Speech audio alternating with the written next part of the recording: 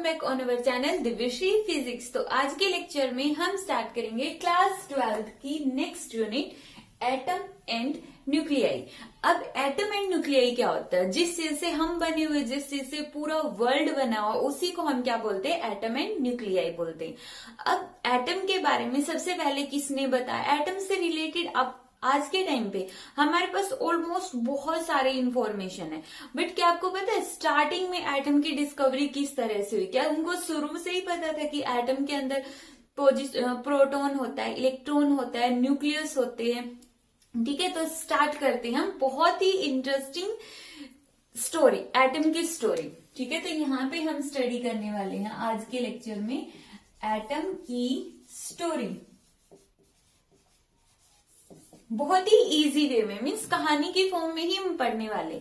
देखो, जिस तरह आज के टाइम पे हमें ये नहीं पता कि एलियंस हैं या फिर नहीं है, या फिर अगर वो हैं तो दिखते कैसे हैं और उनके पास कितनी पावर होगी, कितनी हाइट होगी। तो इस तरह से हमारे पास एलियन से रिलेटेड कोई इंफॉर्मेशन की वो एक्चुअल में कैसे हैं, तो उसी तरह स्टार्टिंग में एटम से रिलेटेड भी कोई इंफॉर्मेशन नहीं होती थी कि एटम कैसे दिखते हैं। तो उस टाइम पे सबसे पहले एक साइंटिस्ट आया और उस साइंटिस्ट का नाम था डाल्टन। अब ये जो डाल्टन है, डाल्टन मीन्स डेंटिस्ट से याद रख लो कि डेंटिस्ट आया। ठीक है, डाल्टन आया और इसने क्या बताया? इसने बहुत ही इंटरेस्टिंग पॉइंट बोले। इसने कहा कि एटम सबसे छोटा पार्टिकल है। क्या बोला? एटम सबसे छोटा पार्टिकल है।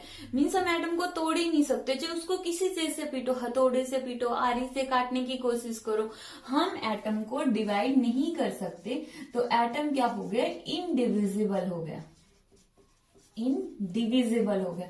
तो एटम है इनडिविजिबल। ये बात किसने बोली? डाल्टन ने बोली 1805 तक।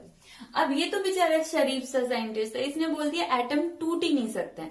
ठीक है, तो अगर इसकी बात सही होती तो हम ये यूनिट नहीं पढ़ रहे होते और हमारी 12th के सिलेबस से एक यूनिट कम हो जाती। ठीक है, तो मीन्स बर्डन कम हो जाता। बट अब हमेशा चेंज तो होता रहता है। तो यहाँ पे भी क्या हुआ? बहुत सारे साइंटिस्ट आए, उन्होंने कहा कि अच्छा सच्ची में एटम इंडिविजिबल होता है। तो उसके बाद यहाँ पे आया जे थॉमसन। जे थॉमसन ने 1897 के अंदर कहा कि एटम को हम तोड़ सकते हैं। क्या कहा? एटम को हम तोड़ सकते हैं, और एटम को अगर तोड़ देंगे तो उसमें से निकलेगा एक इलेक्ट्रॉन। एक जरूरी नहीं, मीन्स इलेक्ट्रॉन निकलेगा। तो जे थॉमसन ने क्या कहा? एटम तोड़ सकते हैं और उसमें से एक इलेक्ट्रॉन भी निकलेगा। ठीक है, जैसे बादाम निकलता है, अखरोट के अंदर से गिरी निकलती है, आम के अंदर से गुठली निकलती है, उसी तरह इसने कहा कि एटम के अंदर से एक इलेक्ट्रॉन निकलने वाला है। बट डाल्टन तो बोल रहे थे कि इनडिविजिबल होता है, और ये एटम वर्ड डाल्टन ने ही दिया था। क्यों? क्योंकि इसने ग्रीक के अंदर एक वर्ड होता है, कहां पर? ग्रीक लैंग्वेज में। ग्रीक लैंग्वेज में एक वर्ड होता है एटमोस। तो एटमोस जिसका मतलब होता है नॉट कट। एटमोस का मतलब होता है नॉट कट, मीन जिसको हम तोड़ ही नहीं सकते। तो वहां से इसने एटम वर्ड दिया था इसको। ठीक है, तो अब इसने कहा कि जे थॉमसन ने कि इसको हम तोड़ सकते हैं, मीन्स कट कर सकते हैं, और वहां से इलेक्ट्रॉन निकलेगा। अब जैसे ही ये न्यूज आई तो क्या होगा? अफरा तफरी मच गई हर जगह कि ऐसा कैसे हो सकता है कि क्या एटम सच्ची में डिविजिबल है? अगर सच्ची में डिविजिबल है, अभी तक तो हम बोल रहे थे कि एटम क्या है? न्यूट्रल है। न्यूट्रल है ना, दो लोग खड़े आराम से बात करें, ऐसा तो नहीं एकदम उनमें अट्रैक्शन होती है, रिपल्शन की वजह से दूर भाग जाते हैं, ऐसा तो नहीं होता है। तो मीन्स एटम है वो न्यूट्रल होता है। तो अब यहाँ पे क्वेश्चन है कि ऐसा कैसे हो सकता है? एटम में से इलेक्ट्रॉन निकले, बट एटम तो न्यूट्रल है। तो इसका मतलब एटम में कुछ पॉजिटिव भी होना चाहिए, तभी ये जो इलेक्ट्रॉन निकले नेगेटिव चार्ज और पॉजिटिव की वजह से एटम क्या रहेगा? न्यूट्रल रहेगा। ठीक है, तो कहानी शुरू होती है यहां से कि जब डाल्टन तो सिंपली बोल के चला गया कि इस एटम सबसे छोटा पार्टिकल, बट जे थॉमसन को ये बात हजम नहीं हुई और उसने कहा कि हम एटम को भी तोड़ सकते हैं, और वहां से उसने तोड़ तोड़ के इलेक्ट्रॉन बाहर निकाल दिया, और साथ ही उसने एक मॉडल दे दिया क्योंकि अब सिंपली बोलने से तो कुछ होगा नहीं, तो उसको मॉडल तो देना पड़ेगा। तो उसने मॉडल दिया एटम का, ठीक है, और उसी मॉडल को हम पढ़ने वाले हैं, और वही हमारा होगा सबसे फर्स्ट टॉपिक। तो एटम की स्टोरी के अंदर सबसे फर्स्ट टॉपिक है हमारा जे थॉमसन मॉडल।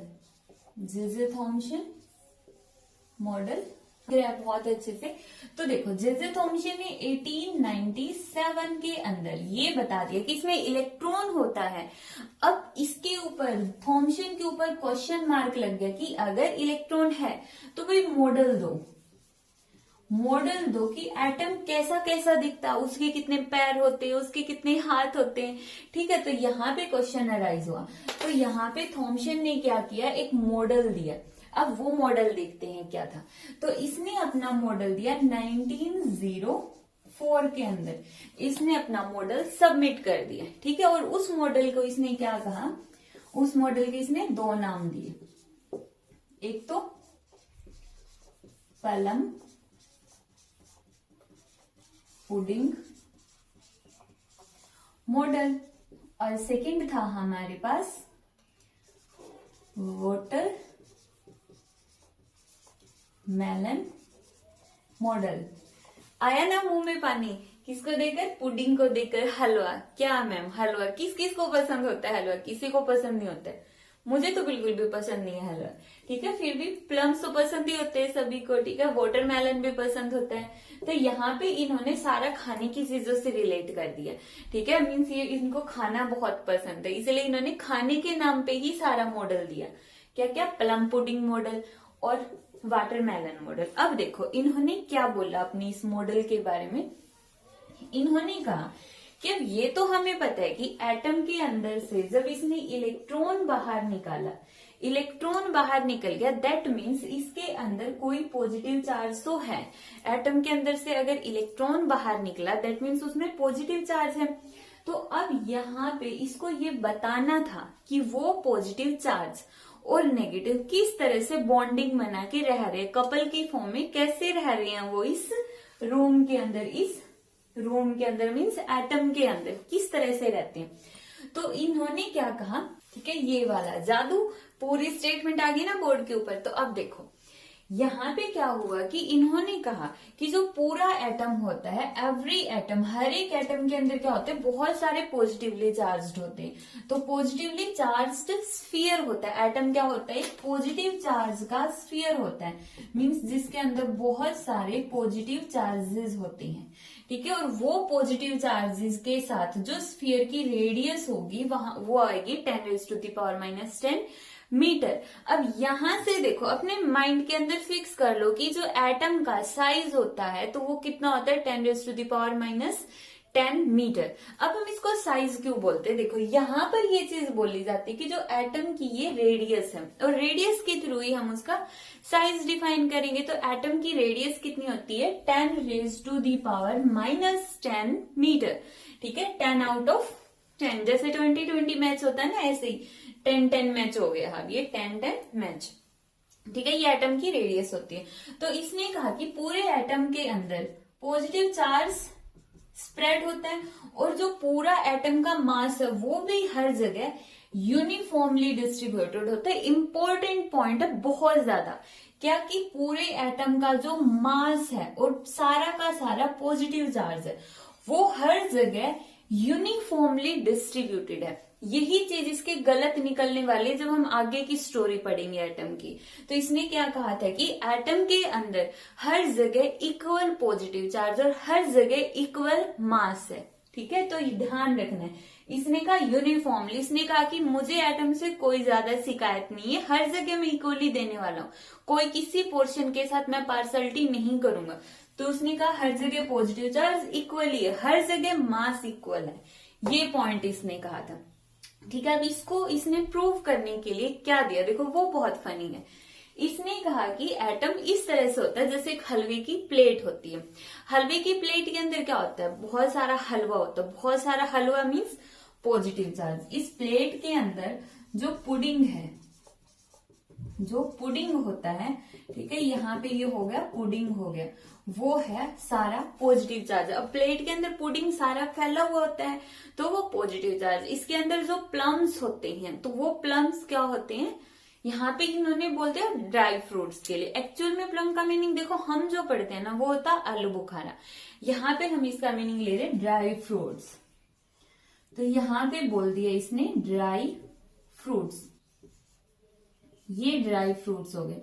तो ये जो ड्राई फ्रूट्स है ये रिप्रेजेंट करेंगे नेगेटिव चार्ज को। ड्राई फ्रूट्स बहुत पसंद होते, घर पे जैसे कभी कुछ बन रहा होता है उसमें अगर ड्राई फ्रूट्स डाल दे तो हम क्या करते हैं, चुपके से ड्राई फ्रूट्स जरूर निकाल के खा जाते हैं, ठीक है। तो वही केस है यहाँ पे, इन्होंने कहा पुडिंग जो है हलवा पॉजिटिव चार्ज है, उसमें ड्राई फ्रूट्स है नेगेटिव चार्ज, ठीक है। या फिर इसको समझने के लिए इसने दूसरा एग्जाम्पल दिया, वो भी खाने का, कौन सा, वाटरमेलन मॉडल।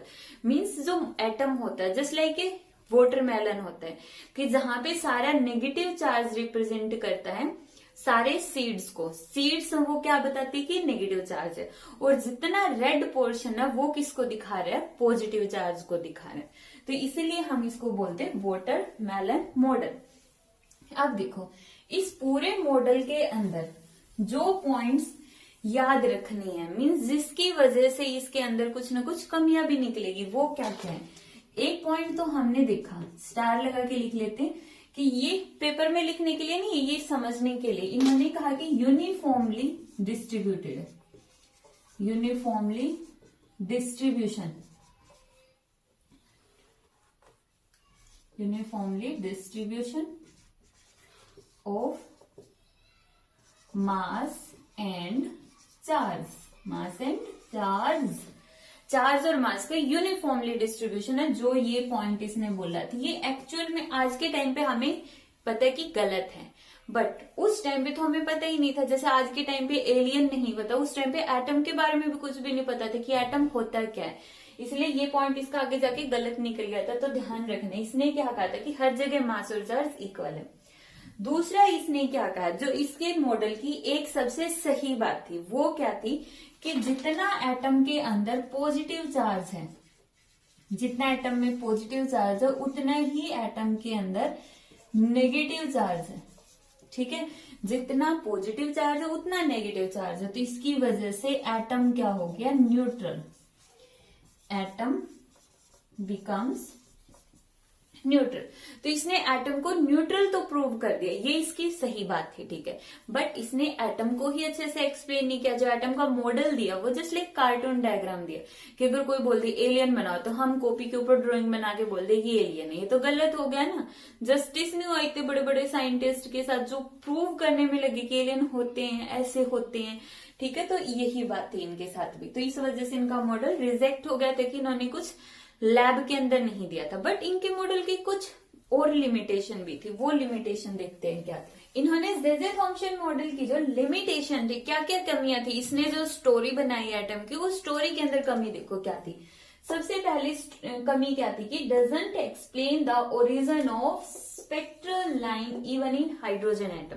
देखो एक्चुअल में जो इसकी लिमिटेशन है वो हमें अगर रियल में देखे तब समझ में आएगी जब हम रदरफोर्ड की स्टोरी पढ़ेंगे कि रदरफोर्ड ने क्या स्टोरी बनाई थी, नील बोहर ने क्या स्टोरी बनाई थी, उसके बाद ही हमें इसकी कमी समझ में आएगी। बट फिर भी हमें एक बार तो बतानी है, ये है कि जैसे हमें हाइड्रोजन के अंदर स्पेक्ट्रल लाइंस पता है कि स्पेक्ट्रल लाइंस होती कौन कौन सी, लाइमन, बाल्मर, पास्चन, ब्रैकेट, पी100, टमालो, जैसे मूवी के गाने का बनाते हैं ना, गाने गाते हुए चलते, तो ये आज बोलते रहना थोड़ी देर तक, लाइमन, बाल्मर, पास्चन, ब्रैकेट, पी100, लाइमन, बाल्मर, पास्चन, ब्रैकेट, पी100, 5 स्पेक्ट्रल लाइंस होती हैं, ठीक है। तो ये पांचों की पांचों स्पेक्ट्रल लाइंस कहाँ से आई, इस बात के लिए जो जे थॉम्सन था उनको कुछ भी नहीं पता था। मींस जे थॉम्सन को यही नहीं पता था कि ये कैसे आई, कहां से आई। तो ये इनके मॉडल की बहुत बड़ी लिमिटेशन थी। सेकंड, इन्होंने जब रदरफोर्ड की स्टोरी आई कि रदरफोर्ड ने एटम की ये स्टोरी बनाई, तो उन्होंने देखा कि रदरफोर्ड के एक्सपेरिमेंट के अंदर जो अल्फा पार्टिकल है वो बहुत ज्यादा स्कैटर हो रहे, मीन्स एक लार्ज एंगल पर स्कैटर हो रहे। बट वो क्यों स्कैटर हुए ये भी जे थॉम्सन ने नहीं बताया। तो ये जेजे थॉम्सन की दो कमियां थी किसके अंदर, उसकी एटम की स्टोरी के अंदर। तो आपको जेजे थॉम्सन के अंदर जो ये मॉडल था ये आपको समझ आया या फिर नहीं है? अगर कोई डाउट है you can ask in the comment section.